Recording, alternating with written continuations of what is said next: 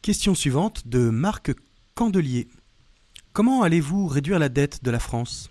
Avez-vous un objectif? Alors, je ne sais pas si cet internaute a bien vu déjà le programme. Je me permets de le repréciser. Le programme, c'est que sur la dette publique, c'est un des trois sujets avec l'immigration et l'énergie que j'avais déjà localisé, précisé en 2012 et que je reprécise de nouveau, qui feront l'objet au cours du quinquennat d'un débat national. Ça veut dire quoi, ça, un débat national? Ça veut dire que on va mettre sur la table, devant les Français, notamment devant TF1 renationalisé, que je veux transformer en une télévision interactive au service du peuple français, avec des débats politiques, des vrais, avec des systèmes, par exemple, d'agora, par exemple, je sais pas, tout un samedi matin, toutes les semaines ou tous les 15 jours, où il y aurait un peu ces initiatives que l'on voit fleurir et qui correspondent bien à l'esprit du temps, où les Français pourraient s'exprimer en direct même, soit par Internet, soit par des boîtes médiamétriques qui sont installées d'ores et déjà dans 80 000 foyers, où les gens pourraient participer à des débats et avoir des débats avec des spécialistes, particulièrement par exemple sur la dette. On explique aux Français quelle est l'origine de la dette, quelles sont les possibilités de sortir de cette affaire. Et ces débats qui dureront plusieurs semaines, plusieurs mois, où tout le monde pourra s'exprimer, et normalement devront déboucher sur un référendum où il y aura plusieurs questions qui seront posées, et je n'engagerai pas ma responsabilité de chef de l'État, puisque j'ai dit que je souhaite développer les référendums avec des référendums d'initiative populaire, où il faudra 500 000 Français ayant signé, déposer leur signature en mairie. À ce moment-là, une question pourra, après validation par le Conseil constitutionnel, être posée. Mais j'ai prévu aussi qu'en tant que président de la République, je puisse avoir le droit de référendum, soit des référendums où j'engagerai ma responsabilité, où je serai obligé de démissionner, enfin moi et les autres. Il faudra donc modifier la Constitution si les Français votent contre la réponse que j'ai suggérée. C'est ce que s'était appliqué Charles de Gaulle en 1969. Il avait appelé à voter oui au référendum de 1969. Les Français ont voté non. Il s'est appliqué ça, mais ça n'est figuré nulle part dans la Constitution. C'est lui qui a fait preuve de sa conception du chef de l'État. En revanche, Jacques Chirac ne se l'est pas appliqué en 2005 lorsque les Français ont voté non. Mais j'ai prévu aussi un autre type de référendum pour les Français où le président de la République posera des questions, un référendum, mais n'engagera pas sa responsabilité. Ça veut dire qu'il s'astreindra à ne rien dire. Il sera muet comme une carpe, comme la reine d'Angleterre au moment du référendum sur le Brexit.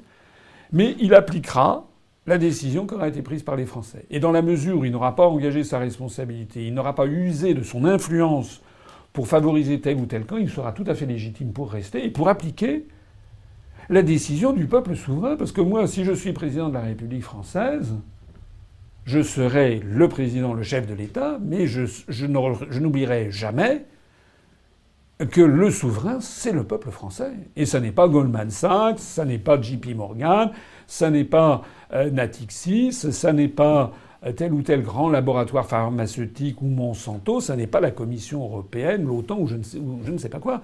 Le souverain, mon patron, si je veux dire, ça sera le peuple français.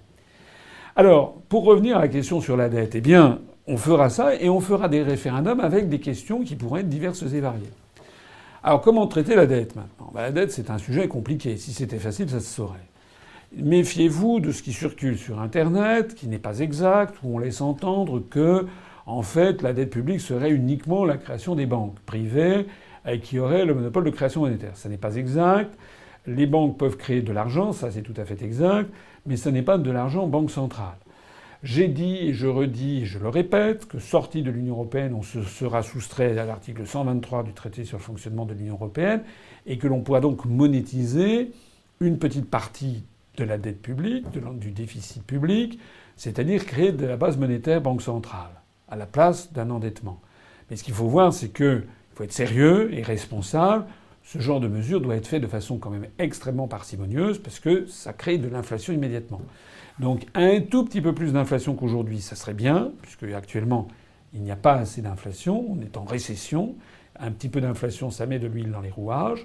il faudrait qu'on ait un objectif de l'ordre de 3 ou 4%. Actuellement, on est à 0,1, donc ça n'est pas normal. Tous les économistes vous le diront. Mais ça n'est pas non plus la potion magique. Et voilà. Donc on verra les autres possibilités. Qu'est-ce qu'il y a comme autre possibilité ? Justement, un petit peu d'inflation, ça permet d'éroder les remboursements. Il peut y avoir aussi faire un défaut partiel, mais avec toutes les conséquences que ça représente, qui sont considérables pour se porter sur les marchés financiers. Il peut y avoir aussi la renégociation avec un certain nombre d'établissements financiers en leur demandant, en invoquant le concept de dette odieuse qu'il faut quand même manier avec beaucoup de prudence. Je ne suis pas ici, on n'est pas ici dans un débat de spécialistes, mais on pourra renégocier, je pense, soit des rééchelonnements, soit purement et simplement faire supprimer une partie des dettes. Il y a encore une autre possibilité, c'est de réduire le déficit budgétaire et d'essayer de rembourser une petite partie de notre endettement. Voilà, et ceci... Réduire le déficit budgétaire, ça veut dire tout simplement qu'il faut qu'il y ait plus de croissance en France, plus de rentrées fiscales et moins de dépenses. Et j'ai dans mon programme un programme, je crois que c'est même le seul programme présenté par un candidat, qui propose de faire des économies considérables qui ne frapperont pas les Français. Parce que moi, je m'attaque au dogme, le dogme de la construction européenne.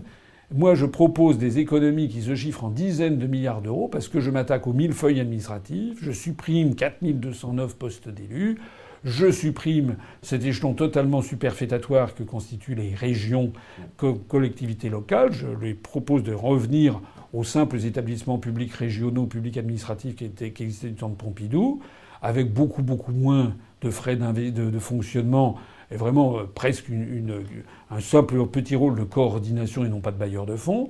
Je propose de sortir de l'Union européenne, ce qui nous rapportera des milliards d'euros. Mais ça, les autres candidats n'en parlent jamais.